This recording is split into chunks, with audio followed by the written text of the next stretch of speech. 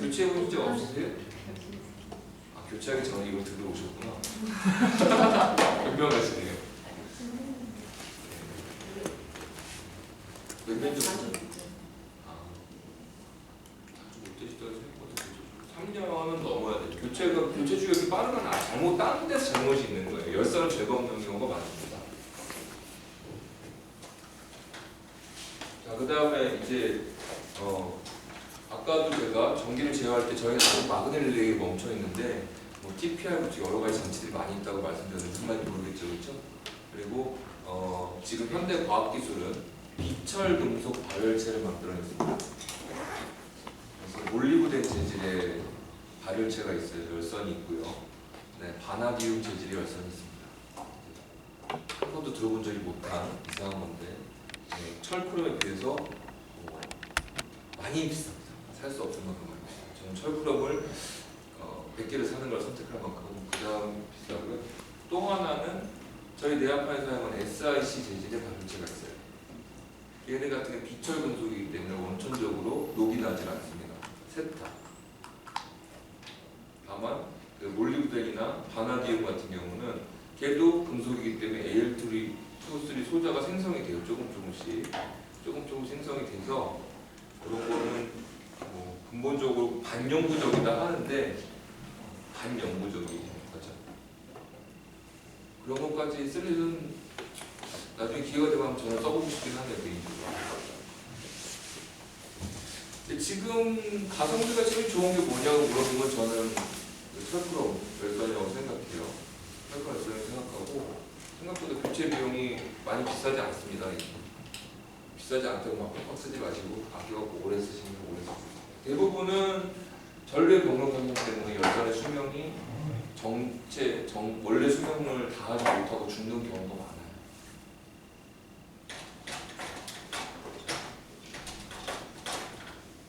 몇 가지에서 헷갈리는 거나 궁금하신 거? 아까 카탈 A1선을 교체했을 때 그 피막 조건, 생성 조건이 우리가 열선을 갈았을 때 최초로 한번 이렇게 떼주면 더 좋은 거네요. 그러면 아무것도 넣지 않고 공가마로 네 그렇게 유지하고 나서 피막을 형성한 후에 가마를 쓰는 게 좋다라는 얘기시죠? 네.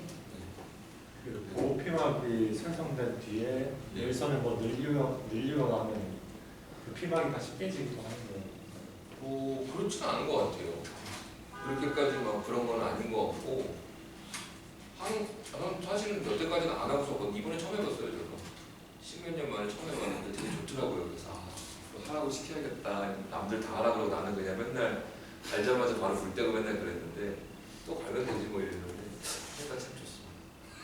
옛날에 했었는데 8시간 유지는 못하고 컴퓨터로 공가가 누르고 천천히 기다렸냐고 근데 까맣게 그 여기 땡기고 그래도 홀드를 걸어주면 더 좋더라고요. 이거는 최근에 이제 가마샵에서 교체를 제가 이제 부르면 가끔 수리를 도와드리러 같이 가는데 그때 가마샵에서 알려주는 거거든요. 그런 식으로 하면 신성에서는 뭐 그렇게까지 할 필요 없다 이렇게. 왜냐하면 거기는 사실은 뭐 그래봤자 뭐 얼마나 오래 쓰겠냐 이런 거죠. 워낙 더 좋은 걸 많이 알고 계시니까. 아까 말했던 몰리브덴, 바나디움 비철 금속. 저희는 그냥 아마 제가 그거 가격을 알면 되게 슬퍼져요. 되게 슬퍼져요. 그거는 뭐 저희가 가질 수 있는 그런 게 아닙니다. 누가 모르고 얼마 전에 이게 SiC 그거 발열체로 된 엘리베이터형 가마를 그 이진희 씨라고 저기 대구 쪽에 계신 내화물 업체 하시는 분이 엄청 싸게 올렸더라고요. 침이 툭툭 떨어지는데 저는 공방이 너무 작고 도행마을에 올라와서는데 안타깝게도 사람들이 이게 뭔지 모르더라고요. 되게 좋은 가마들이죠.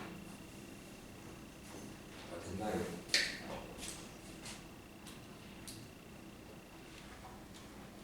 이런 것들도 이제 자기 가만히 달려 있는 거거든요. STI 같은 경우 얘가 달려 있어요. SSR이. 근데 문제는 어디에 달리는지 모른다는 거죠. 이게 정말 큰 문제죠. 앞에 풀을 두개 풀었다가 네. 다시 조용히 다시 집가 나갈 줄 알아서 스타일 분류가 그나마 간단한데. 간단하다고 하는데 처음에 와가지고는 한번 그분들이 가르쳐 주시고 가셔가지고 한번 다시 한번 그분들 가신 날에 많이 물어봤어요. 그 뭐가 있나 하고 혹시나 해서 사진 찍어놨거든요. 가방 저희가 좀 주문이 있을 수 있고 그런다.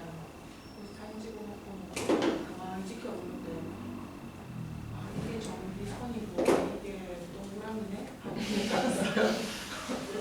근데 이제 제가 본 것 중에 제일 이해할 수 없는 가마들이 가열, 유지, 전력 버튼 있는 스위치 있는 똑딱이 스위치가 달려있는 저희가 가장 많이 쓰는 전형적인 거 있잖아요.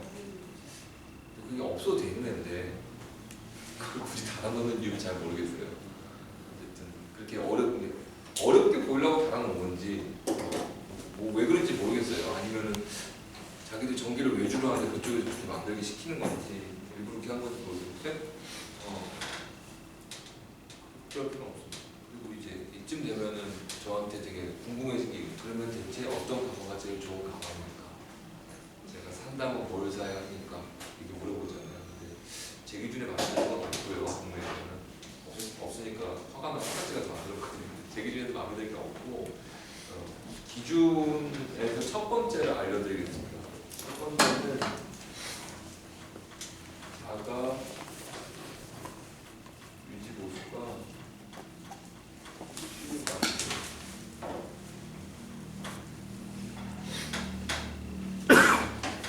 요거를 제일 염두에 두세요. 내가 뜯었다 조립하고 이동하고 옮기기가 좋은 가마가 좋은 가마라고 생각합니다. 저는.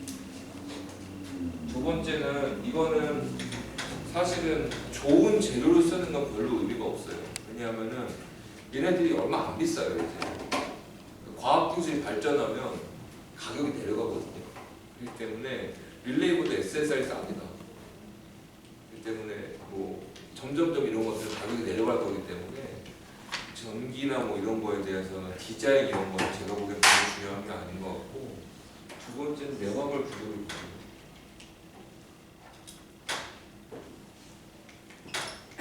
이걸 보십시오. 내화물 규격의 특징은 뭐냐면은 사실 근데 이게 되게 알고 준 게 뭐냐면 불 때 보기 전에 몰라요. 불 때 보기 전에 모르기 때문에 여차하면 내가 다 이거를 간다고 생각하고 들이셔야 됩니다. 처음에. 그렇기 때문에 이게 첫 번째가 되는 이거이고요. 뚜껑이 깨지면은 내가 갈기 좋은 가마를 써야 돼요. 세일력이 웅진이 이렇게 또 삼각형으로 해서 용접된 애들은 안에 내화물 타면 뚜껑을 끼고 뚜껑을 타야 돼요. 근데 그 뚜껑도 또 타요. 그래서 크게 이 두 가지를 원칙으로 하시면 될 것 같아요. 다른 것들에 대해서도 뭐 이런 건 왜 원칙이 되지 않을까 이런 거 있잖아요. 디자인도 물론 중요하죠. 디자인 이쁘면 좋은데 저는 이제 워낙 제가 그런 거 막 쓰니까 노비처럼 다루니까 내가 상교대한테 너는 왜 이런 쉬니 뭐 이런 거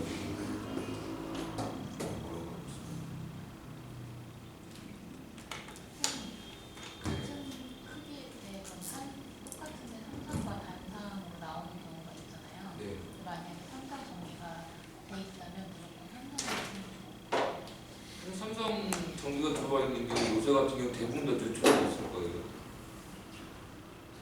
뉴트럴이 있을 거고 삼성 좋죠. 제가 지금이야 단상을 쓰고 있는데 제가 또 삼성 전기 쓸 때는 단상으로 무슨 가마를 째냐며 이게 무슨 전기냐며 이렇게 했는데 나중에 떨어지고 나니 지금은 그러니까 이렇게 보시면 될 것 같아요. 0.1루베 이하를 제어하기에는 단상이 좋고요. 0.2루베부터는 삼상이 낫습니다. 근데 뭐 STI나 이렇게 중앙도제 가마들에서 이제 뉴트럴을 이용해갖고 이렇게 세 개로 배치하는 걸 봤는데 굉장히 괜찮더라고요, 그거는. 근데 그냥 물론 영상 문제가 좀 크게 좀 있잖아요. 저는 상상밖에 안 되는 줄 알았었거든요. 어차피 전기. 그렇지 않습니다. 그거는 저도 처음 알았고 그러면 같은 조건이면 사실 그 삼상이 온도도 빨리 오르고 전기세도 조금 나는 거 아닐까요? 그건 확실히 전기가 한 번에 얘는 3배가 들어가는 거죠. 그럼 근데 빨리 전기 빨리 요금은 어떻게 계산하죠? 전기 요금은 그거는 모르니까요. 그러니까 모를 게 너무 많아. 근데 너무 200이 비쌀 거예요. 전기 전기 요금은 요금 아까 가르쳐 주셨는데. 네, 전기 요금. 넌도 어떻게 된 거예요, 박사님? 전기 요금 가르쳐 주는데 까먹었어요. 아니 아니요. 다시 한번 하셨어요. 네. 같은 조건에 삼상이면 전기가 시원하게 아까 고속도로처럼 달리니까 전기 손실 적으니까 삼상이 더 싸게 되는 거 아닌가요? 그렇게 생각하시면 돼요. 가스레인지가 있어요. 가스레인지가 있는데 2만 원 솥을 데워요. 2만 원 솥을 데워요. 천천히 되는 삼상은 가스가 한 방에 3개가 같이 들어가는 겁니다. 화구 3개를 다 쓰는 거예요. 근데 단상은 화구 하나를 열심히 데우는 겁니다. 그런 개념으로 생각하시면 돼요. 그 가마는 딱 그런 거고요. 그 다음에 그 천일여기 같은 가마 같은 경우는 사실상 델타 Y를 묶으면서 상전압 자체를 낮춰버리기 때문에 걔는 또 그렇게 볼 수 없어요. 뉴트럴 3개를 연결하는 방식은 제가 보기에는 그렇게 쓰는 방식이 그렇게 쓴다고 보시면 될 거예요. 전기가 덜 들어가고 많이 들어가고 그런 개념은 아니에요. 왜냐면 380V로 제어하는 게 없기 때문에 그래요. 유일하게 있다면 전기 가마나 모터인데 다 보면 트랜스포 달려있고 다 그러거든요. 릴레이 제어할 때도 삼상 들어가면 릴레이 제어할 때도 와이를 묶어버리면 이제 220으로 들어가니까 릴레이가 규격 220이라고 그래요. 대부분 사실은 우리가 삼상을 쓴다고 하지만 가만히 쓴 삼상 전기는 대부분 220V를 쓰니까 굳이 380 필요가 또 없는 거죠. 다만 큰 가마를 제어할 때는 그런 식으로 해서 불이 한꺼번에 3개가 들어가는 게 더 효율적이라서 그런 것 같습니다. 그 용도 차이밖에 없고 이게 뭐 그런 건 아닌 것 같아요. 출력이 다르고 그 다음에 아까 저희가 항상 제일 많이 받는 질문, 아직도 여전히 많이 받는 게 집안 가정 전기에서 가마를 쓸 수가 있느냐 없느냐 하는데 0.3mm 다 쓸 수는 있습니다. 다 쓸 수는 있습니다. 설계해가지고 바꾸면 돼요. 저전력을 바꾸면 돼요. 근데 이제 얘 같은 경우는 바꾸고 말 것도 없어요. 워낙 가마 조그마니까.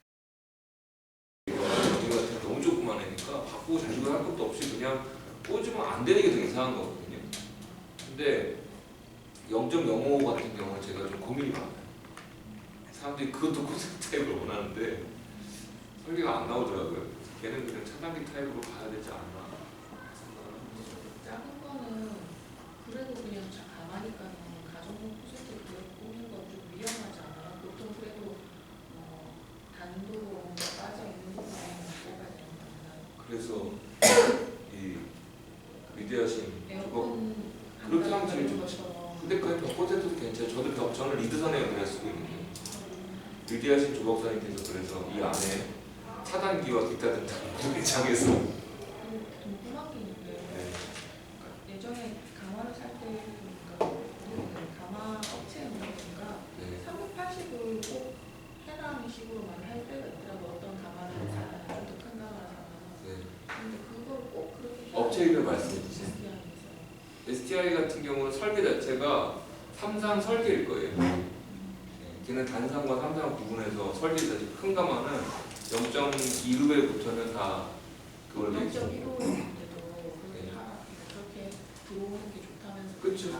그게 더 가마가 안정적이고 열을 설계도 그렇고 출력도 잘 나올 거예요. 근데 그렇게 되면 아까 말한 것처럼 그렇게 해서 쓰는 거 실질적으로 220인 거 아니에요?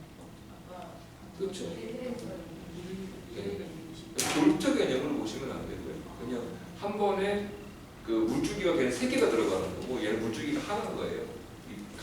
우리가 쓰는 일반 단상은 하나에서 걔를 다시 병렬로 뿌리게 되면은 얘가 저처럼 이렇게 운 좋게 원선 차단기가 100A가 설치된 집에 들어가면 물줄기를 나눠서 뿌리면 되죠.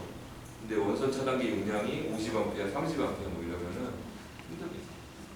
선생님, 잠깐 설명 좀 해도 될까요? 네. 단상 같은 경우는 전기의 용량이 커지면은 선이 굵어져요. 네. 그런데 삼상 같은 경우는 그걸 3분의 1로 줄여줄 수가 있어요. 그래서 실제적으로는 더 안전합니다. 인간한테, 사람한테. 왜냐하면 전압이 높으면은 그것을 세 가닥으로 나눠서 분류를 해주기 때문에 가령 우리가 6kg 같은 경우는 6스퀘어짜리를 쓴다 그러면은 보통 이제 30A 정도 걸리게 되거든요. 25A 정도 걸리니까. 그렇게 되면 전선이 벌써 6스퀘어랑 되게 커요. 근데 더 조용량이 커지면은 그 스퀘어 수가 엄청나게 컸겠죠. 그럼 이 꺾기도 힘들고 작업도 힘들고 대단히 힘들어지는 거예요. 그런데 3상이면은 그게 반밖에 안 되는 거예요. 3분의 1밖에. 그러니까 선이 가는 선으로도 그 용량을 다 맞춰줄 수 있는 거죠. 제가 그러니까 안전하죠. 있는 작업장 같은 경우는 옛날에 공장 건물이었어요. 그래서 근대적인 기술이고요. 지금은 이제 삼성과 뉴트럴이 병합되어 있는 형태가 일반적이죠.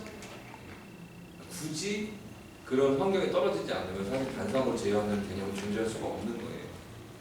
굳이 그거를 유지할 필요가 없는 거니까. 선을 새로 깔 때 왜 그걸 까냐 이거죠. 그 공 같은 곰탱이 같은 걸 선 이만해 보면 그걸 왜 까냐 이거죠. 대감폐화 차단기는 또 처음 봤는데 그런 건 필요가 없는 거죠.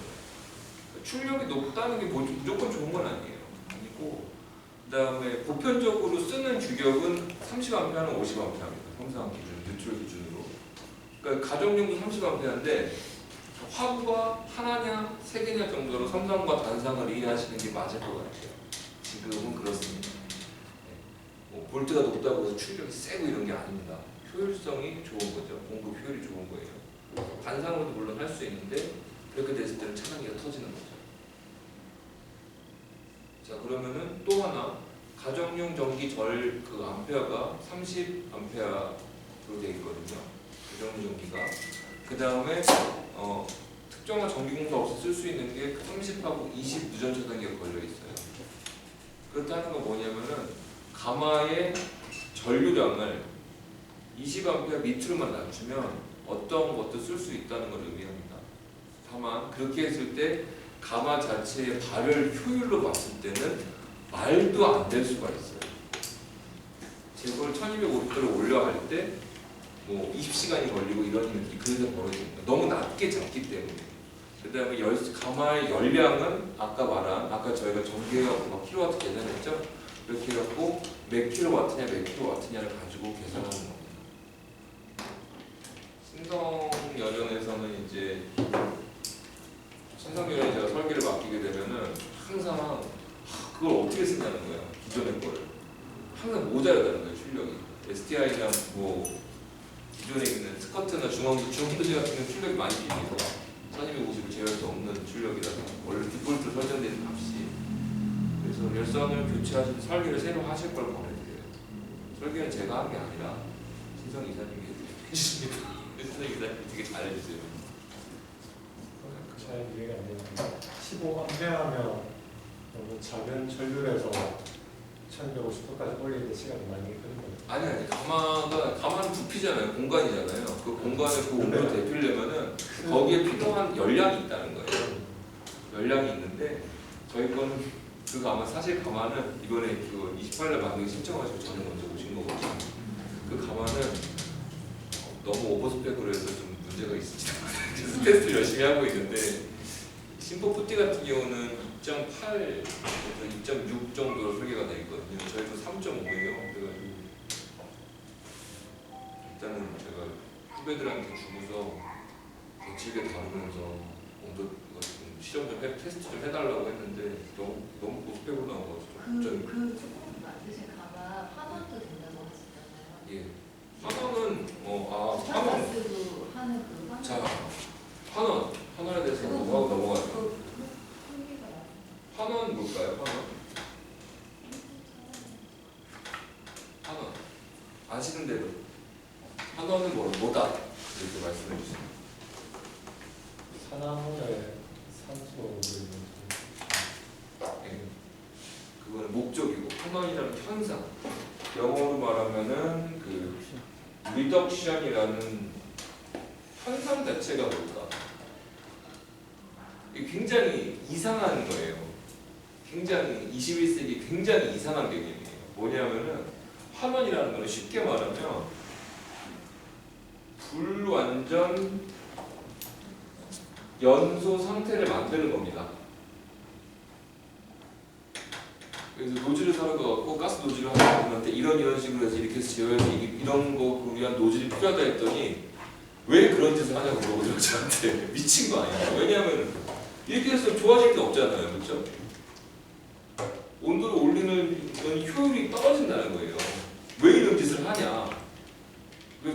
이해하시더라고요. 그래서 저도 굉장히 큰 충격을 먹었어요. 아, 이게 이렇게 내가 하는 짓이 이렇게 이 소소한 일상이 이렇게 미쳐질 수 있구나. 자, 환원이라는 현상은 가장 쉽게 말하면 이렇게 캠프파이어를 하고 있어요, 저희가. 캠프파이어를 하고 있다가 눈물도 흘리고 촛불도 켜고 고기도 꺼먹고 놀고 다 놀았어요. 그 다음에 불이 타고 있는 상태에서 누가 갑자기 방 안에 들어가서 이불을 솜이불을 갖고 왔습니다. 솜이불이에요. 솜이불 말고. 근데 솜이불을 갑자기 여기다 확 덮었어요. 이때 솜이불 아래에서 일어나는 게 리덕션 현상입니다. 무슨 일이 벌어지죠? 이렇게 되면 안 해본 것처럼 하지 마시고 한 번쯤은 해봤을 거 아니에요. 불이야! 그러고 덮어본 적 있을 거 아니에요. 어떻게 되나요? 불이 꺼지죠, 그죠? 그렇죠. 냄새가 엄청나죠. 그리고 연기가 나옵니다, 그렇죠? 그 두 가지가 불완전 염소가 진행되고 있는 증거예요. 현상이에요. 자, 그러면은 이제 그 현상을 환원이라고 하는 겁니다. 자, 그러면은 이제 연소 불이 타는 거 탈 때 우리는 뭐뭐 세 가지가 필요해요. 산소. 그렇죠. 산소 또 뭐가 필요하나요? 가열물. 산소와 연료가 필요해요. 연료가 필요합니다. 연료가 필요해서 얘네들이 서로 밸런스가 맞은 상태에서 뭐가 생기냐면은 온도가 생성되는 거예요. 발열이 생성되는 겁니다. 온도를 유지하기 위해서는 두 가지가 같이 있어야 돼요. 자, 근데 우리가 사용하는 전기가만은 어떤 개념이에요? 우리는 이 개념이 아니에요. 전기가만. 전기가만은 뭐냐면은 얘를 그냥 만드는 겁니다. 환경을 조성해버리는, 얘를 먼저 만들어버리는 거예요.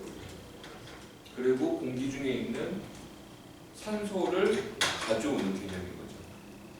그렇기 때문에 가스가마라는 것은 가스라는 연료를 사용해서 불을 땡겨서 지펴서 열을 만들어서 온도를 만드는 건데, 전기가마는 온도를 먼저 만드는 겁니다.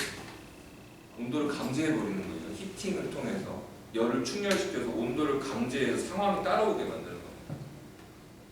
두 가지가 굉장히 다른 방식이에요. 장작가마는 뭐예요? 연료가 나무죠. 기름가마는 뭐예요? 그렇죠? 연료가 기름인 거예요. 그렇기 때문에 전기가마라는 거는 굉장히 두 개가 다릅니다. 방식이.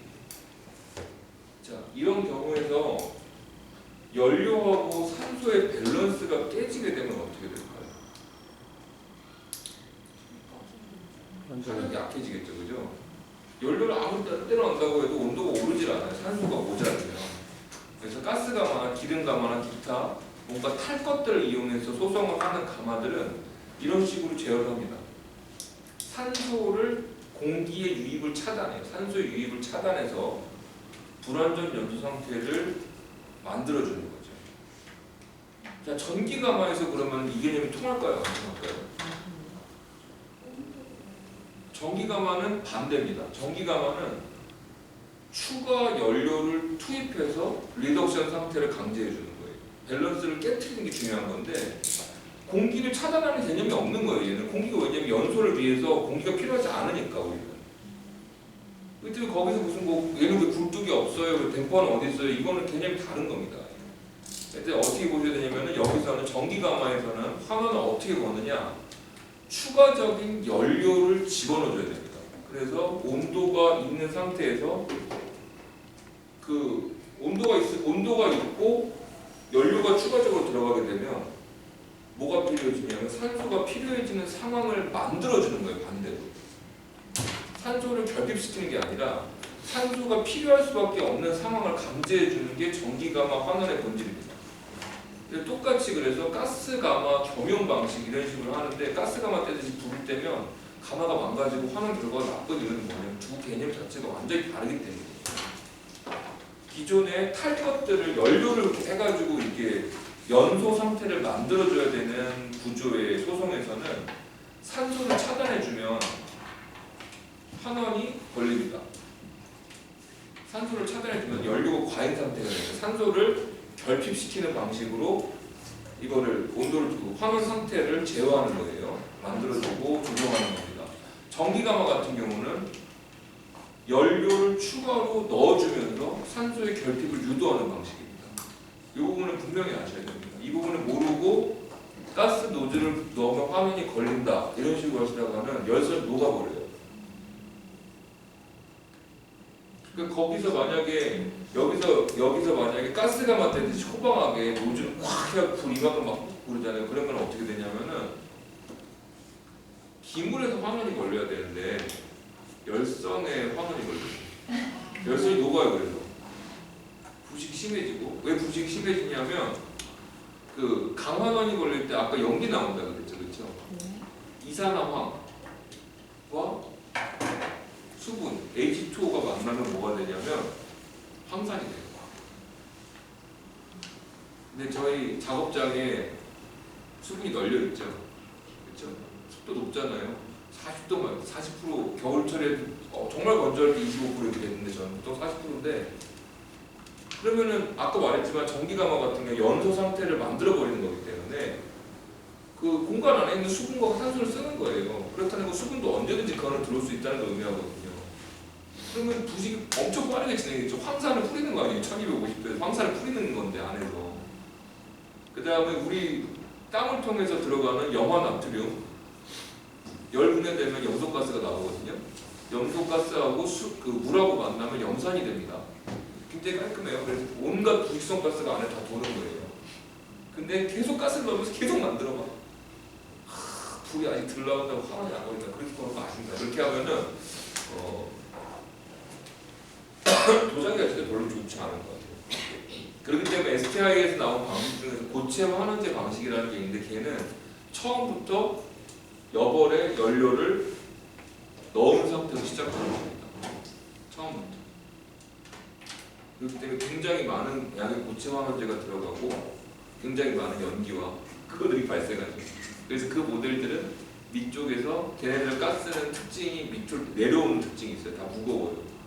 특히 그런 뭐 냄새가 나는 것보다 더 위험한 건 사실 일산화탄소와 이산화탄소죠. 연탄가스 중독으로 사람 죽게 하는 거는 일산화탄소와 이산화탄소니까.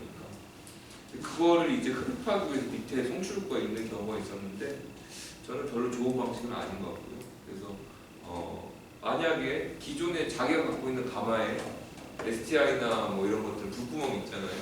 불구멍 있다면 거기다가 부탄가스 노즐을 대서 부탄가스를 안쪽으로 집어넣는 것만으로 충분한 환원이 걸립니다. 되게 엄청나게 뭐 대단한 장치가 필요한 게 아니에요. 그리고 지금 산화환원 검정으로 나와 있는 애들 같은 경우는 0.14 뭐 이런 애들 같은 경우 노즐이 너무 커요. 중앙 노즐에서 압이 너무 많이 걸리기 때문에 오히려 제어하기 쉽지 않더라고요. 자, 그 다음에 아까 전기가마인데 뒤에 위쪽에 이렇게 댐퍼가 있는 가마들이 있어요. 그런 거는 사시면 안 됩니다. 하나도 안 걸립니다. CO 이음 열기에서 만든 가마 중에 그런 가마가 있는데 승형식 그거를 도입해서 만든 게 있는데 그걸 열면 화단이 다 풀려버려요. 뭐 이러는데 어쨌든 전기가마에서의 리덕션이라는 거는 산소와 연료의 밸런스가 아닙니다. 산소와 연료의 밸런스를 산소를 결핍시켜서 하는 게 아니라 연료를 과잉시켜서 산소의 결핍을 만드는 것으로 거는 게 제일 중요한 그 개념만 알고 계시면 돼요. 가스가마하고 거는 방식이 다릅니다. 자, 그러면은 이렇게 환원이라는 리덕션이라는 현상이 일어나면 연소를 만들기 위해서 산소가 필요해지게 되죠. 그래서 기물 안에 있는 산소들이 빠져나가게 돼요. 사라지게 됩니다. 그럴 때 크게 저희가 환원소성 하는 것들에 대해서 크게 두 가지 재료들이 환원에서 큰 효과를 내요. 뭐 잘 아시겠지만 첫 번째에 가장 대표적인 산화물이 뭐가 있을까요? 동이. 삼화동은 조금 다릅니다. 삼화동은 환원 리덕션이 될 때 조금 다른 현상이 일어나요. 동이 빨간색으로 나오면 환원이 걸리는 게 아니라 동이 산화물에서 염화물로 바뀌는 겁니다. 클로라이드화되는 기화되는 과정으로 착색되는 거라서 산화물의 상 자체가 바뀌면서 발색이 바뀌는 거하고 조금 달라요. 나중에 추가적으로 좀 이따 설명을 드릴게요. 가장 대표적인 거로는 철이 있겠죠. 산화 제2철이라고 합니다. 이게 무슨 색깔이에요?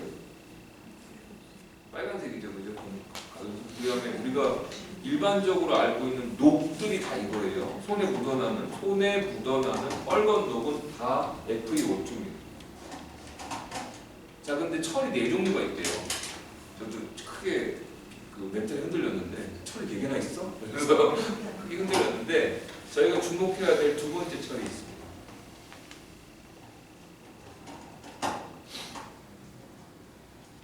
이거 두 번째 철이 Fe3O4 사산화 3철이라고 부릅니다. 사산화 3철. FeO2는 철 하나, Fe3O5 사산화 3철은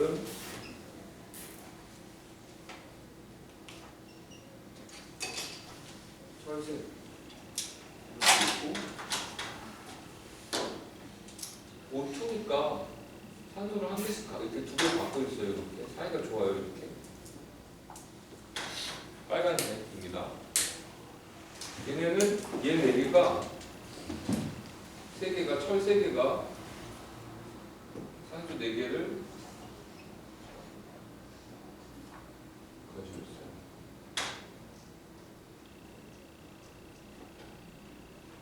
자, 여기서 퀴즈. 얘네가 3개 있는 상태에서 얘 하나가 생길 수가 있겠죠, 그렇죠? 이해되세요?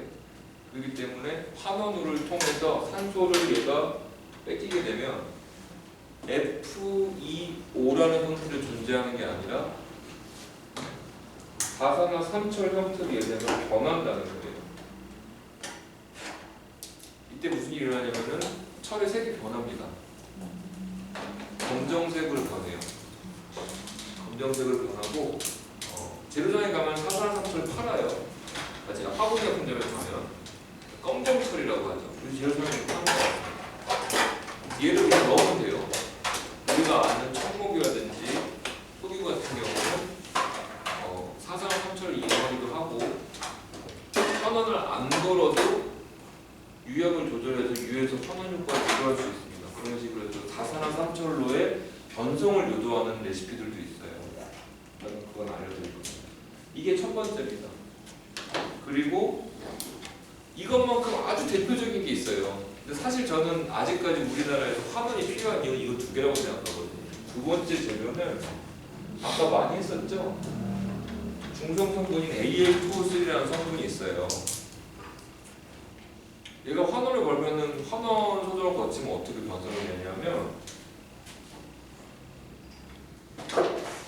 Al3O5라는 성분으로 변성이 됩니다. 같은 원리예요.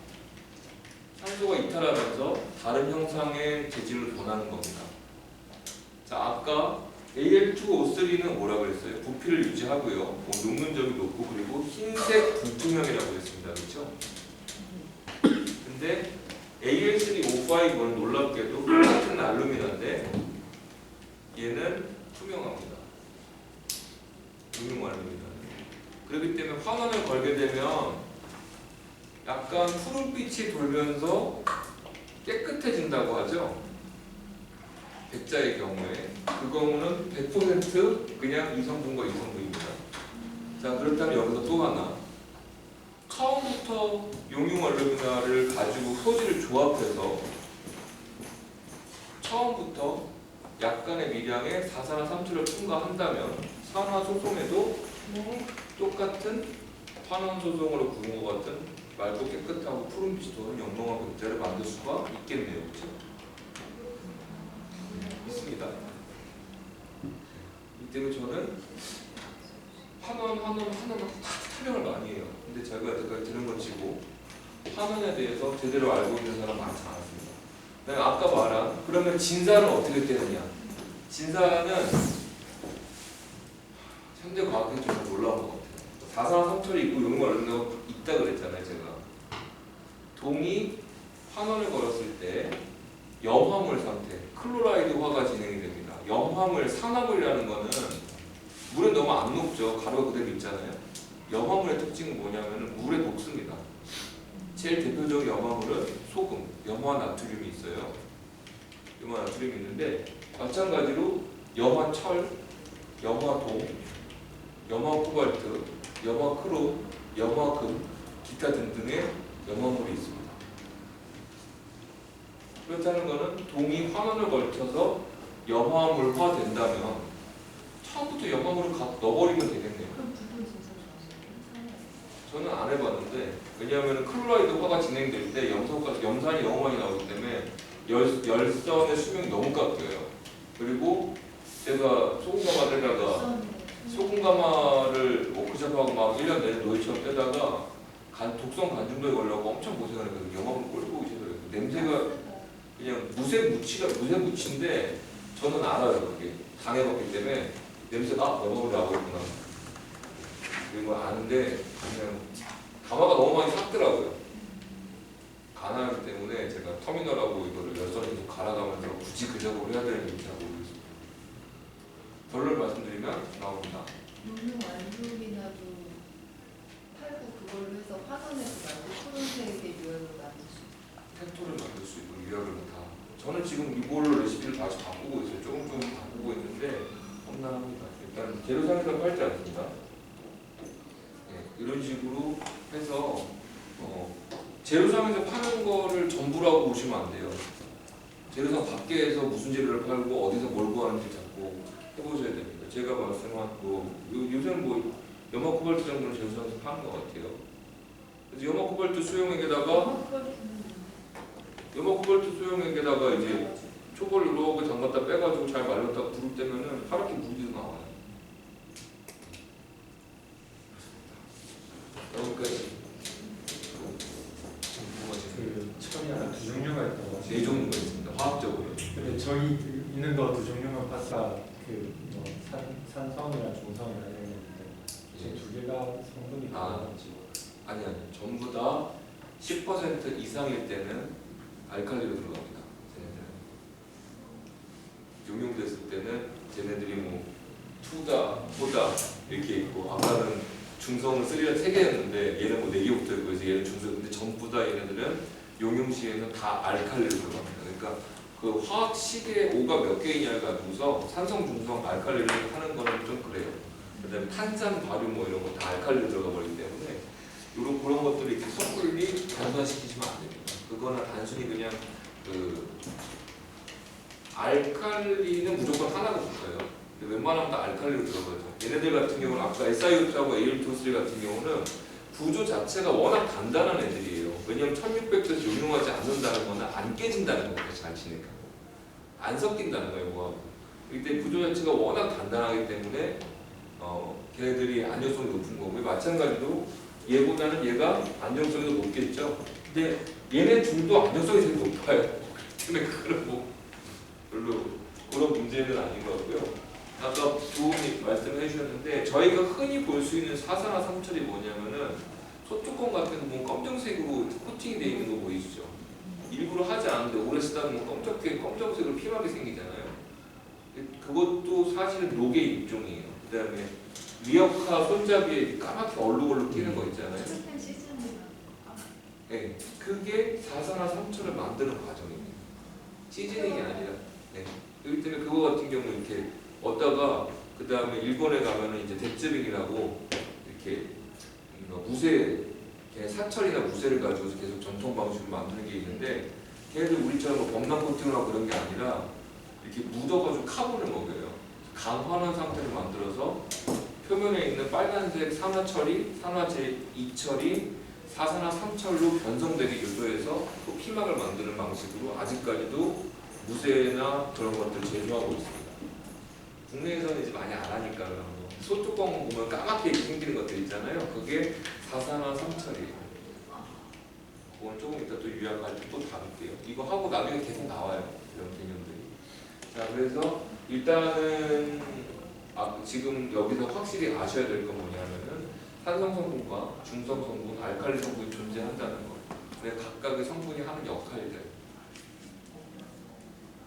그 다음에 이 세 가지 중에서 가장 중요한 게 뭘까요? 도자기에서 가장 중요한 거. 저는 SiO2라고 생각합니다. 석영. 석영이 저희의 모든 재료에서 가장 중요한 재료예요. 가장 중요한 재료고 매화물에서 제일 중요한 재료는 네이온 조수입니다.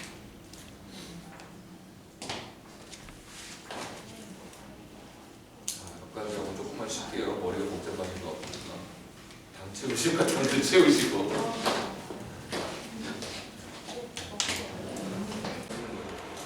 저는 그렇게 생각해요. 당연히 코끼리를 만지는 일이라고 생각하는데 큰 코끼리를 눈이 안 보이는 장님이 더듬어서 찾아내는 거예요. 근데 어떤 장님은 코끼리에 대한 정보가 있어요. 그리고 어떤 장님은 코끼리가 어떻게 생겼는지 전혀 몰라요. 데이터가 전혀 없어요. 그러니까 일단 어떤 장님은 코끼리가 네 발로 걷는지 알고 있어요. 어떤 장님은 코끼리가 귀를 만져보고 얘는 나는 애인가 봐.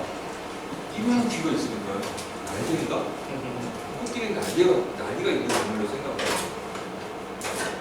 어떤 장님은 코끼리가 이빨이 있다는 걸 알고 있어요. 근데 이빨이 있다는 걸 알고 있는데 코끼리가 큰 줄 모릅니다. 어떤 장님은. 그래서 발톱을 만져보고 이빨을 만졌다. 얘기를 하는 거예요. 그래서 제가 알려드리고 싶은 건 사실 뭐냐면은 우리나라에 이제 더 이상 재료학적인 연구가 기관과 학술적인 연구가 진행되지 않고 있어요. 믿을 건 이제 개인들밖에 없습니다. 공부를 하는 사람들이 생겨나야 되지 않으면 우리나라에서 재료학은 끝났어요. 그리고 여태까지의 재료학들은 다 뭐냐면은 그건 제가 조금 이게 좀 일찍 가셔야 되는 분이 계시니까 나중에 이쪽으로 좀 밀어가지고 재료학은 어떤 학문이고 어떤 역사를 갖고 있고 왜 생겨났고 지금 재료학의 현주소는 어딘지에 대해서는 나중에 뒤쪽으로 빼서 제가 간단히 말씀드리자면 뭔가 이렇게 그 코끼리에 대한 개론인 거예요. 재료학이라는 게. 실시간은 계속 바뀝니다. 근데 우리나라에서는 언제든지 레시피 하기가 비밀이에요. 그죠? 죽어도 안 가르쳐줘. 그리고 왜 그러냐면 자기도 그게 뭔지 모르고 그거밖에 없는 거예요. 코끼리를 볼 줄 아는 사람 장님이라면 레시피 한두 개와 자기 노하우 한두 개가 중요하지 않습니다. 왜냐하면 코끼리가 실시간으로 진화를 하거든요. 여태까지는 코끼리 피부가 거실거실한데 어느 날 보니까 코끼리 피부에 털이 나 있고 여태까지 코끼리가 네 발로 걸어다녔는데 어느 날 보니까 두 발로 서는 코끼리도 생기고 코끼리가 계속해서 종류가 많아집니다. 계속해서 새로운 코끼리가 생겨나요. 그렇기 때문에 제일 중요한 개념, 저도 여태까지 요새도 계속 공부를 하고 실험하는 이유가 딱 하나예요. 내가 아는 코끼리가 의미가 없어지기 때문에. 코끼리 한 마리를 만져가지고 다 알기도 어려운데 코끼리가 자꾸 종류가 많아져요. 계속해서. 현대 과학기술이 계속해서 새로운 걸 만들어내고 있고 새로운 재료들을 만들어내고 있기 때문에. 그래서 지금 재료학의 트렌드가 있는데 미국 같은 경우는 미국의 재료학들은 새로운 광물을 찾아요. 그리고 새로운 광물을 가지고 새로운 재료를 상용화시켜버립니다. 저희 분홍색 때문에 고생들 많이 하시지 않아요? 분홍색 잘 안 나와요. 분홍색은 크롬이 주석이나 좀더 만날 때 이온의 대위가 달라지면서 상이 변해요. 그러면서 녹색인 산화크롬이 분홍색으로 변환되는 현상을 이용해서 많이 샀거든요. 주석이라는 재료가 되게 중요합니다. SN이 많이 들어가야 되고 소지에서는 발현이 되지 않는 게 정설이에요. 소지에서 분홍색을 발현시키려면 빨강을 열화시켜갖고 흑소지를 만들어서 발현시켜야 돼요. 분홍색. 어렵죠, 굉장히. 근데 그렇게 해서 만들어진 거는 기본적으로 이제 레드 계열이에요. 레드 계열이기 때문에 우리가 생각하는 정말 예쁜 분홍색이 아니거든요. 근데 엘비움이라는 광물이 있습니다. 엘비움이라는 광물이 있는데 걔는 그냥 분홍색 가루예요. 웅자가 들어가면 안정성이 높기 때문에 타도 분홍색 소지에 타도 분홍색이 나오고 그냥 분홍색이에요. 산화에 분홍색, 산화에도 분홍색, 그렇죠?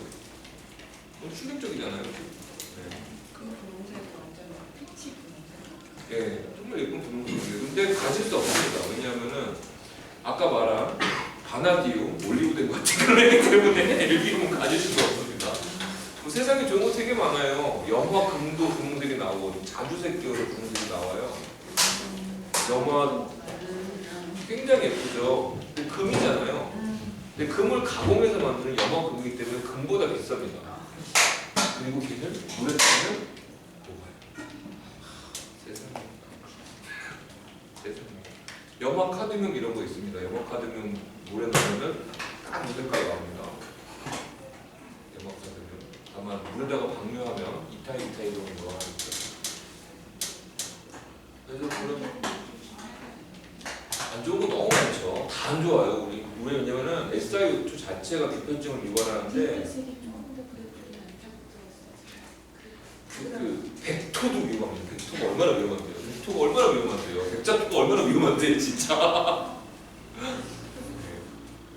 백자토도 위험하고 위험한 건 다 위험해요. 모든 류의 분진이 다 위험하죠. 코발트 위험한 코발트 안전한 거 같죠. 옛날에 도화서 직원들이 다 40절 죽었어요. 왜 그러냐면은 이 물감인 줄 알고 빵 찍어 먹어가지고 다 간암으로 죽었거든요. 급성 간암으로. 왜냐하면 산화 코발트가 독성 간 중독을 일으키는 중금속이라서 그래요. 안 먹으면 되는데 모르고 먹으니까 위험한 거거든요. 망간도 마찬가지예요. 싹 닦아서 날리지 않게 해요. 습식이 경우에 대충 괜찮아요. 근데 네.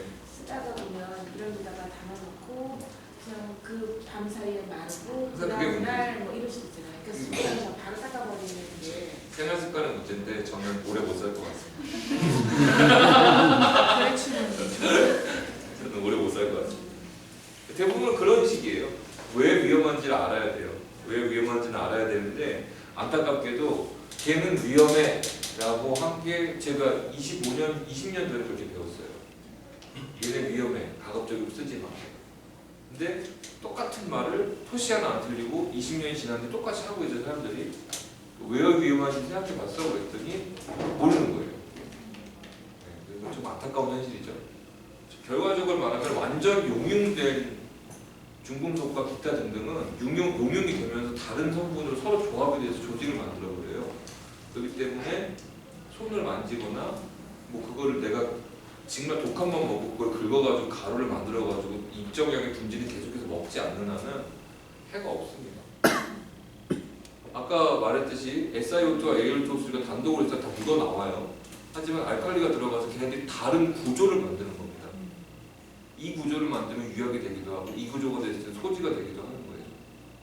그런 식으로 해서 얘네들이 불에서 소송 중에 어떠한 일이 일어나는지에 대해서 관심을 많이 가지셔야 돼요. 거기에 대한 감각과 그런 것들을 가지고 계시는 게 중요하죠. SiO2가 강도를 결정한다는 거는 그 재료상에서 파는 흙들 중에 SiO2 성분이 낮으면 별로 없고 AL2,3가 하고 알칼리가 많아도 부어져 나오거든요. 형태는 유지돼요. 다만 강도가 형편없죠. 내화벽돌이 강도가 낮은 이유는 내화벽돌에 AL2,3가 많기 때문이에요. 부피가 크잖아요. 발포로 해갖고 단열을 시켜야 되는 목적이 있기 때문에. 자, 그 다음에 뭐 백자로 만들어진 거 오븐에 넣어서 구우면 극렬하면 극냉할 때 깨진다고 그러죠. 원칙적으로는 그게 맞죠. 하지만 소개이 되지 않아서 결속 구조가 불안정할 때는 그 현상이 더 가속화됩니다. 대부분 다이소 접시나 그런 것들이 깨지는 거는 그 문제예요. 얘네를 다시 제대로 수정을 하면 깨지지 않습니다. 저는 계속해서 저는 다 썼거든요. 오븐에도 쓰고 렌즈에도 쓰고 제가 되게 게을러요. 그래서 경질백자 빤빤한 위아 이런 걸 좋아하는 거 보면은 설거지하기 너무 싫은 거예요. 항상 원아웃 하다 보니까 거슬거슬한 제유 이런 거 하면은 다 물들고 닦기 귀찮고 해가지고 쨍쨍한 걸 좋아하거든요. 저는. 그런 개념이라고 보시면 됩니다. 그래서 얘네들이 우리는 이제 도자기 배운다 그러면은 다들 이렇게 어디 가가지고 물레 차는 거 배우면 나 이제 도자기 좀 할 줄 아는 줄 알고 그다음에 불은 계속 평생 또 남의 가마에서 불만 때문에 자꾸 도예가들도 많아요, 그죠? 있어요. 그런 사람들도 있고 뭐 이렇게 배워가지고 이렇게 나는 열심히 만들었는데 사람들이 몰라준다. 근데 그렇지 않습니다. 왜냐면 제대로 된 물건이라는 거는 대중 사용하는 사람의 그 요구 조건을 충족시켜야 돼요. 얼마 전에 저희 아까 밥을 만들어준 사케집 동생하고 사장님하고 친해져가지고 서울대학교 판매자를 데리고 왔는데 얘가 이만한 접시를 하나 사왔어요. 마련을 샀대. 근데 설거지 두 번 하고 이가 나는 거예요. 근데 얘가 정말 얼굴이 시뻘겋게 너무너무 빨라요. 어떻게 이딴 물건을 팔 수가 있냐. 사람들이 그렇습니다. 생각하는 게 그렇습니다. 그 사람들한테 우리가 물건을 만들어서 줘야 되는데 너무 우리끼리 하는 말들에 갇혀가지고 도예가들끼리만 다 막 그래 세상이 알아주지 않아. 그래 뭐 우리 해봤자 돈 안 된다. 또 고생하는구나. 근데 다 공통점이 있어요. 공부하지 않습니다. 그 현상을 극복하기 위해서 노력하지 않아요. 그냥 자꾸 여기도 찔러보고 저기 찔러보고 저기 찔러보고 본질은 뭐냐면은 내가 만드는 물건에 잘 모른다는 거예요. 그리고 내 물건을 쓸 사람들이 요구하는 니즈에 내가 충족시킬 수 없는 부분에 대해 노력하지 않는 거예요. 그걸 극복하려고 안 하는 거죠. 거기서 항상 보면은 도예가들하고 얘기를 하면 답이 안 나옵니다. 그 우리나라에 없잖아. 그거 어떻게 하잖아. 그런 거 언제 하고 있니? 그런 거 손이 많이 들어. 그런 걸 할 시간이 없어. 근데 돈은 벌어야 된다.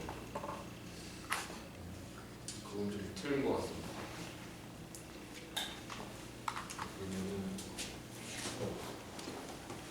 어떻게 가볼까?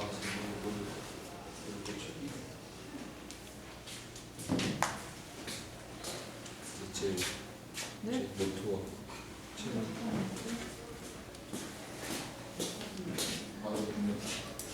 자, 이 책 구하실 수 있으시면 구하셔서 꼭 가지고 계세요. 우리나라에서 나온 마지막 제가 책일 겁니다. 특별한 일이 없는 한은. 단종됐다고 그러더라고요. 네? 단종돼서 네. 빨리 구하셔야 되죠. 알라딘에서 구입하십시오. 절대 빌려주지 마세요. 그리고 취향의 도자기 다카시마 히로라는 사람이 쓴 거고요. 이 사람의 저자가 양력이 되게 재밌어요. 뭐냐면 화학 박사입니다. 다카시마 히로 씨는 화학 박사예요. 케미컬 닥터죠. 화학 박사인데 이 사람 도자기 유학을 되게 좋아해서 유학책을 쓴 거예요. 우리나라에도 이런 좀 시도가 있으면 좋은데 우리나라는 이제 명지대학교 한양여대 이렇게 재료학이나 유학에 특화돼서 유업기술원 쪽하고 연계되어 있던 특수화된 학교들 자체가 다 통합돼 사라져버리면서 그쪽 라인 자체가 다 사라졌어요. 그 다음에 뭐 재단이나 유업기술원이나 거기서 더 이상 도자기 유학을 연구하지 않습니다. 그리고 여태까지 연구됐던 대부분의 많은 논문들은 좀 부끄럽지만 일본의 논문들을 그대로 차용해온 표절형 경우가 되게 많았어요. 그래서 그 국내 인이 아니면 이제 외국 사람 열람할 수 없는 뭐 그런 식으로 많이 갇혀 있었고, 네가 무슨 걸 그렇게 얘기를 하냐라고 얘기를 하는데, 이 책을 왜 사시라고 하냐면은 최근에 제가 배운 20년 동안 배웠던 여기저기에서 이런 배웠던 여러 가지 유학들은 결국에 이 책에서 끝나더라고요. 근데 이 책이 20년 전 책이에요. 지금 이 문제는 더 많이 가 있습니다. 여러 가지. 요 정도만 아셔도 여기에 나오는 레시피 정도만 해도 웬만한 밥 벌먹고 사는 지장은 없겠더라고요. 제가 판단하기에는. 제로 사람을 멀리하시고 쓰시기 바랍니다. 자, 이제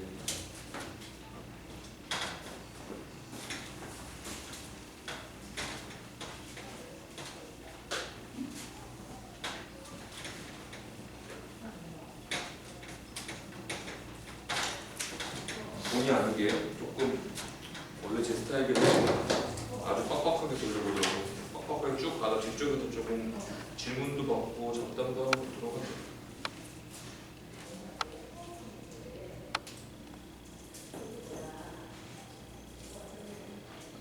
자, 아까 제가 유약 성분은 산성과 중성 알칼리로 구성된다고 했잖아요. 그렇죠? 그리고 그 각각의 알칼리들의 그 성분들의 비율에 따라서 이런 구조를 만들기도 하고 저런 구조를 만들기도 하면서 여러 가지를 쓸 수 있다고 했죠. 그렇죠?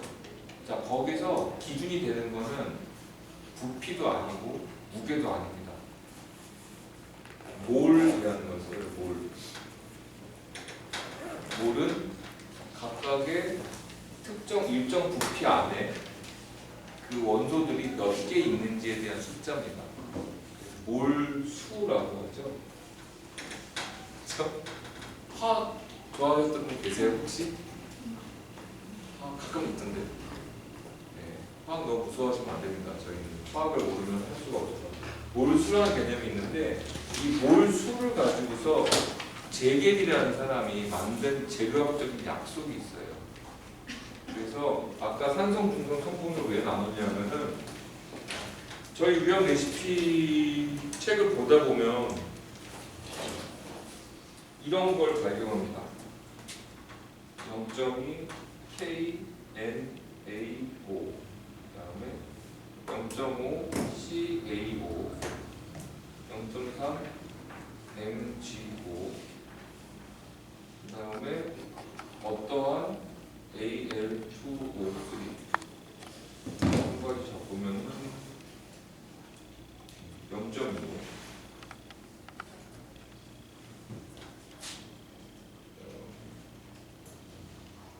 2.5 SiO2 이런 게 나와요. 이거 보신 적 있으세요? 보신 적 있으세요? 자, 이거를 재계식이라고 합니다. 여기 나오는 숫자는 몰수를 기준으로 한 거예요. 그래서 이걸 보고서 이 레시피대로 해가지고 유약을 무게로 타면 유약이 나오지 않습니다. 이건 몰수이기 때문에. 자, 유약 레시피를 표기할 때 우리는 우리가 아는 거는 뭐 장성 몇, 뭐 규성 몇 이런 거잖아요, 그렇죠? 아닌가요? 레시피라는 거 자체를 이제 안 보시나? 장성 몇 프로, 도성 몇 프로, 규성 몇 프로 이렇게 돼 있는데 원래는 원칙적으로는 병기해야 합니다. 왜냐하면은 내가 사용하는 그 성분이나 재료가 다른 나라에서는 구할 수 없을 수가 있잖아요. 그렇기 때문에 그 산지와 지역에 상관없이 누구나 알 수 있는 공용화된 약속인 거예요. 독일 재료학을 만들 때는 이제 이 개념을 출발합니다.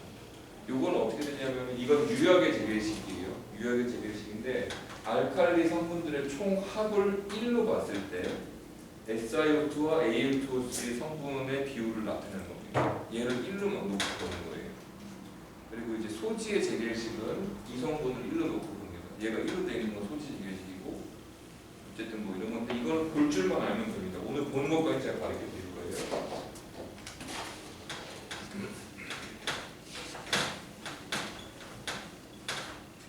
여러분 여기 재료상에서 돌가루 사본 분 계세요? 재료 내가 한번 유약을 사보겠다, 타보겠다라고 하는 청문회 공모를 한 거. 돌가루 구입하신 분 계세요? 네. 아는 돌가루나 재료상 재료들 저한테 말씀해 주시면 됩니다. 그렇죠. 장성. 그래서 효석. 또 뭐 있나요? 다 말해주세요. 벤토나이트는 제외할게요. 벤토나이트.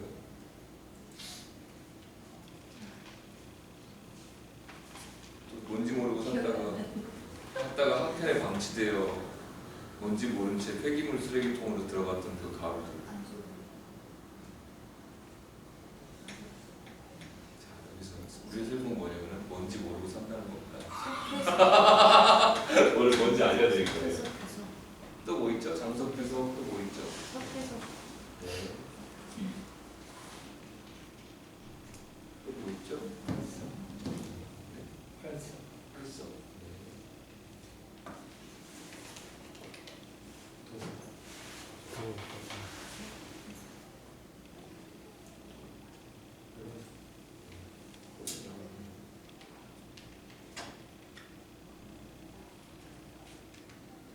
사실 몇 개 없어요. 뭐 있나요?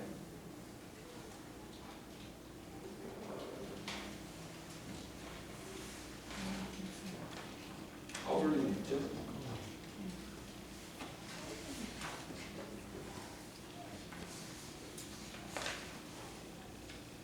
또 아시는 들어봤던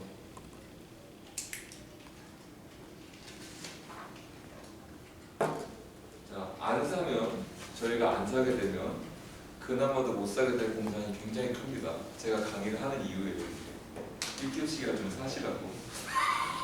자꾸 내가 저만 쓰려고 한 재료가 자꾸 단종이 되더라고 대원도제에서. 지금 짜증나가지고.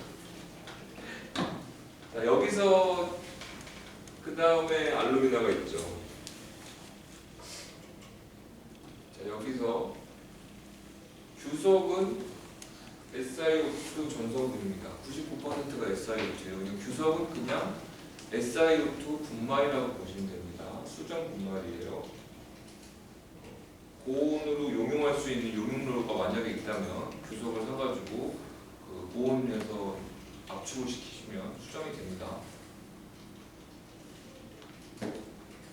그다음에 석회석은 CaO라는 아까 제가 알칼리를 랜덤 O라고 했죠? 칼슘 계열의 알칼리를 공급하는 전성분이에요. 그래서 다른 성분이 없어요. 얘는 되게 좋습니다. 그래서 편해요 얘는. 자, 문제는 이제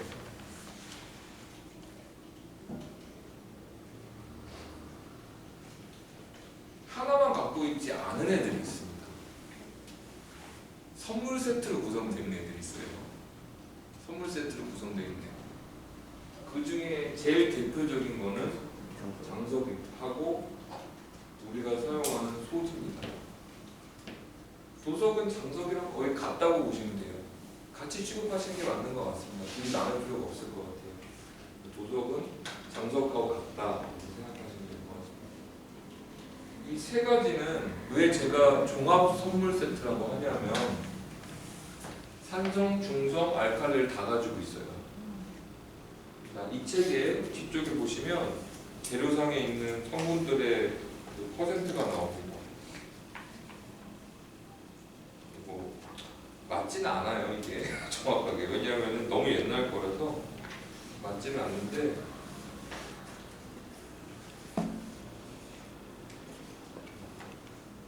(2007년) 자료라서 맞는 걸 기대하고는 안 돼요. 자, 제가 사용하는 장계 장석인 경우에는요 67.7%의 SiO2를 가지고 있고요.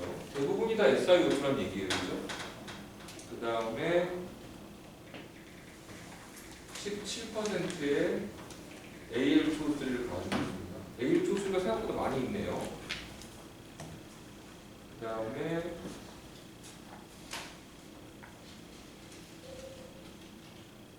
11%의 칼륨을 가지고 있어요. 장계장석은요. 그 다음에 3%의 나트륨을 가지고 있습니다.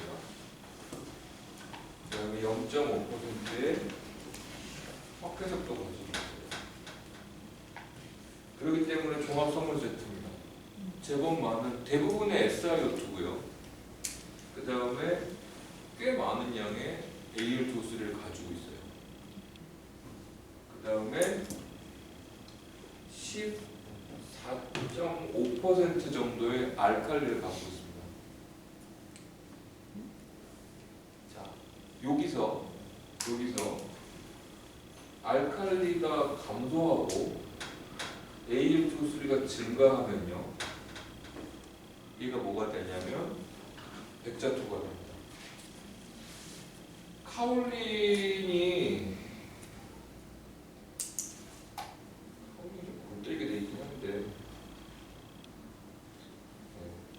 카올린 성분을 볼게요. 카올린 같은 경우는 이쪽이죠.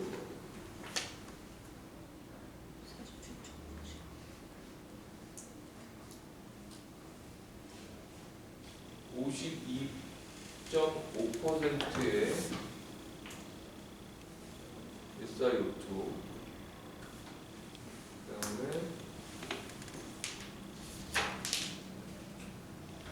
32%의 Al2O3 중성성분.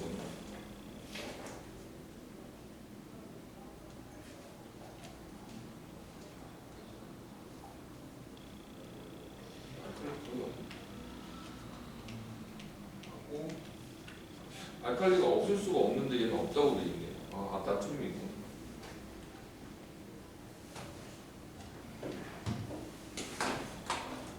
(1.3%의) 칼륨, 그 다음에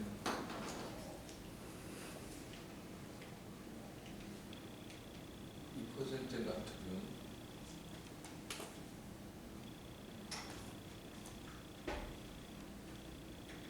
3.8%의 칼슘을 가지고 있습니다.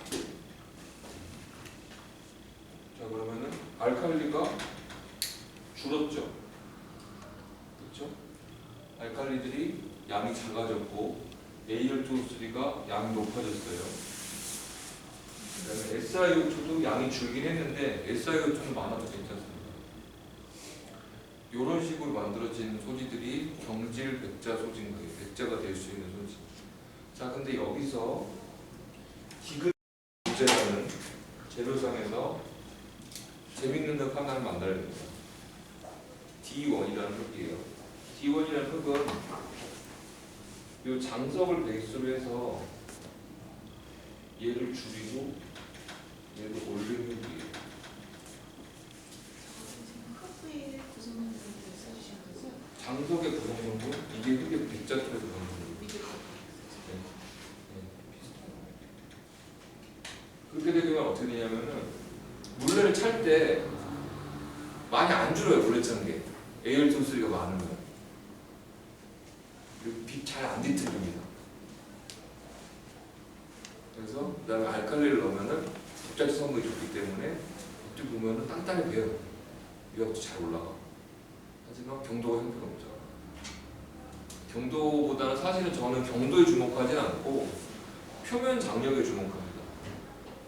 유압이 발린 상태에서 소지의 소결이나 성분에 따라 가지고 표면 장력이 다르거든요. 와인 같은 거 글라스에 이렇게 딱 돌리면 이렇게 떨어지는 거 있잖아요. 이렇게 떨어지잖아요. 동그랗게. 도자기 백자 잘 구워진 거 이렇게 딱 똑같이 돌리면 어떻게 되냐면 이렇게 뽕 모양으로 이렇게 떨어집니다. 표면 장력이 더 낮기 때문에 더 잘 미끄러뜨리기 때문입니다. 그런 데서 저는 주목합니다. 이렇게 돼 있고요. 그런 식으로 이 책 전체에 이런 식으로 레시피들이 나와 있어요. 활석은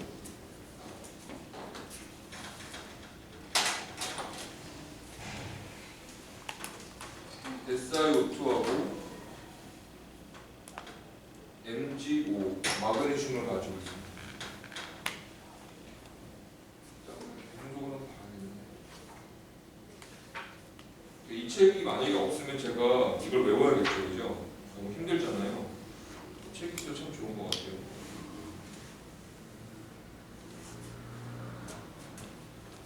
분석은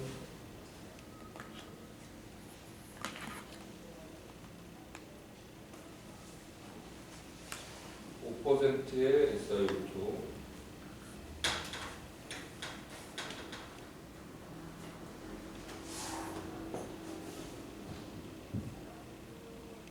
0.5%의 Al2O3, 그다음에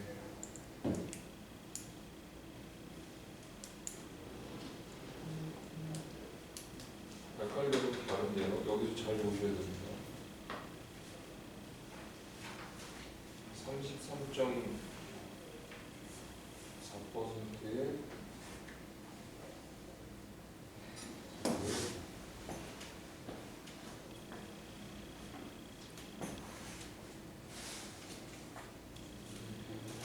CaO, 그다음에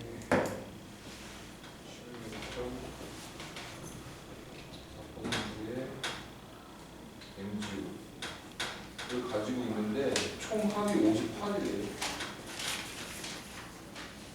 총 합이 58입니다. 그러니까 얘는 대군속은 뭐냐면은 CaO라는 알칼리하고 마그네슘이라는 알칼리를 2대1로 공급해주는 재료인 거예요.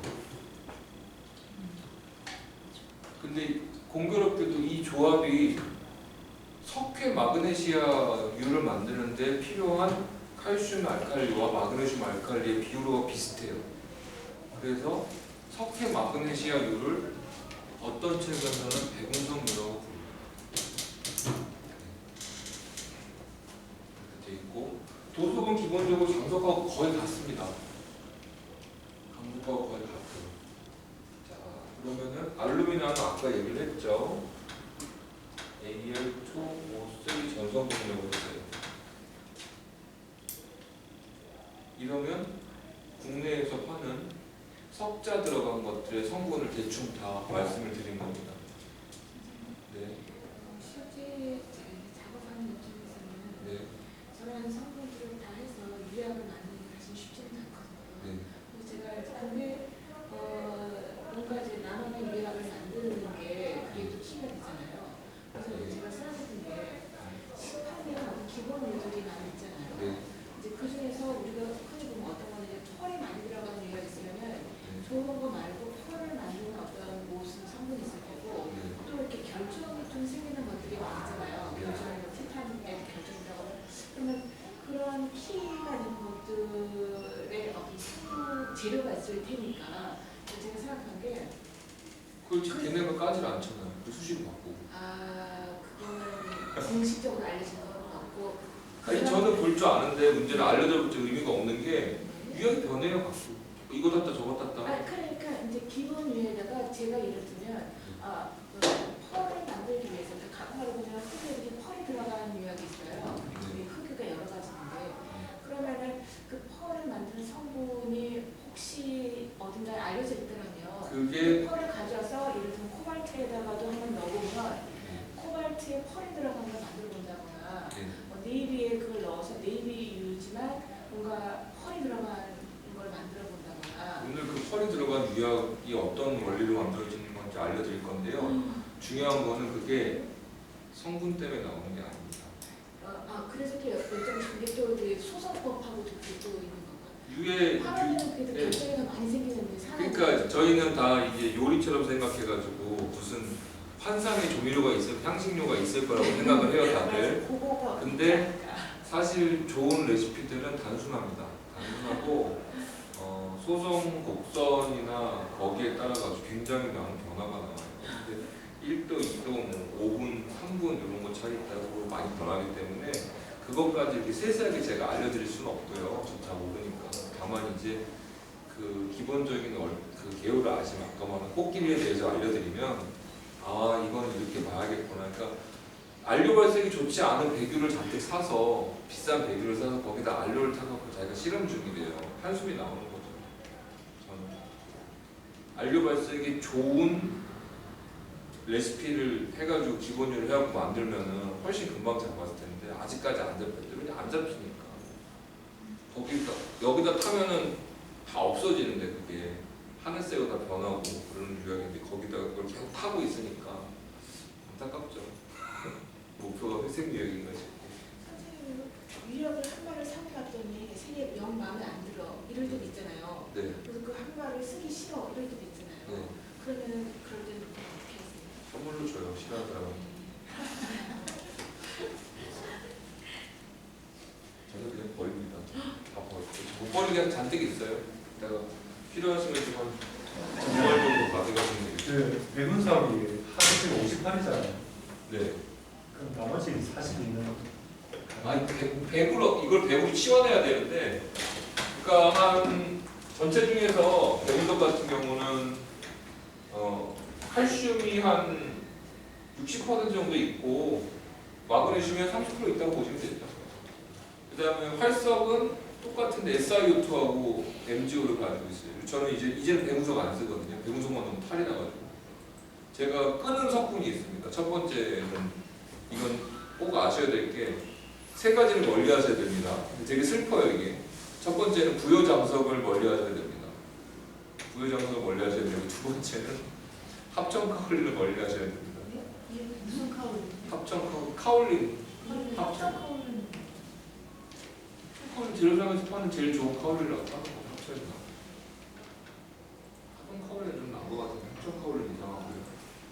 합성 카올린을 넣으면 유약이 붙질 않아요. 다 떨어져요. 박피가 돼요. 그래서 그다음에 부여장석을 넣으면은 장석인데 녹질 않고 배분속도 좀 많이 이상해서 그래서 부여장석과 네? 어차피 아무도 안 사니까 아무도 안 사잖아. 나만 사잖아.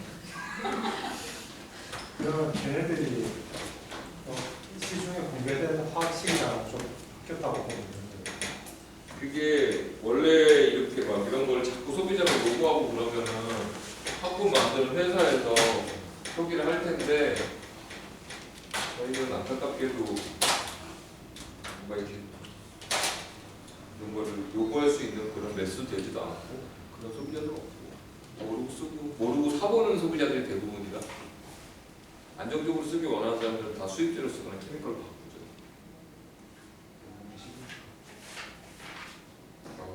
시간이 올라갔지. 일단 이거고요.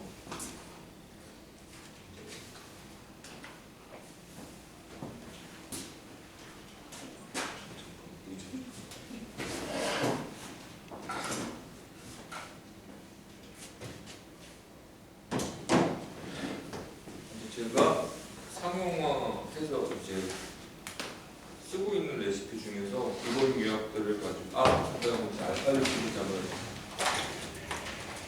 아까 여러 가지 알칼리들이 있었잖아요. 여러 가지 알칼리들. 근데 지금 나온 알칼리들이 있었죠. 칼슘이라는 알칼리가 있습니다. 칼슘은 널리 사용되는 아주 강력한 용제죠. 그다음에 마그네슘이 있어요. 그다음에 칼륨이 있고 나트륨이 있습니다. 그렇죠? 나트륨이 있고 그다음에 이제 골회라고 들어보셨어요? 네. 골회는 임이라는 알칼리가 제품입니다. 골회가 있고요. 바륨이 있어요. 아연이 있고요. 리튬이 있습니다. 그리고 의외로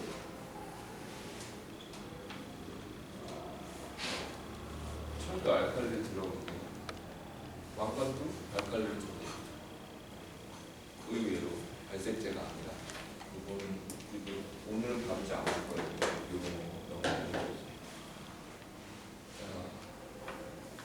장석이라는 장석과 도석에서 공급되는 알칼리는 제일 대표적인 것들이 칼륨과 나트륨이에요. 근데 어떠한 장석은 나트륨을 많이 가지고 있고요. 어떠한 장석은 칼륨을 많이 가지고 있습니다. 장석은 두 가지로 나눠져요. 나트륨이 많은 장석을 소다 장석이라고 합니다. 그리고 칼륨이 많은 장석을 칼륨 장석이라고 해요. 아까 재계식에서 KNa로 묶어서 쓰는 거는 둘이 혼용할 수 있다라고 재료학적으로 하기 때문에 둘 다 장석에서 공급되는 알칼리이기 때문이에요. 하지만 사실 둘의 특성이 굉장히 다릅니다. 나트륨은 굉장히 소량으로도 맹렬하게 급격하게 반응을 하고 칼륨은 은은하게 반응을 합니다. 나트륨과 칼륨이 좀 다르고요. 브리스톨류 같은 경우 특정 유역에서는 이제 칼륨이라는 알칼리가 중요한 유역들이 몇 가지가 있어요.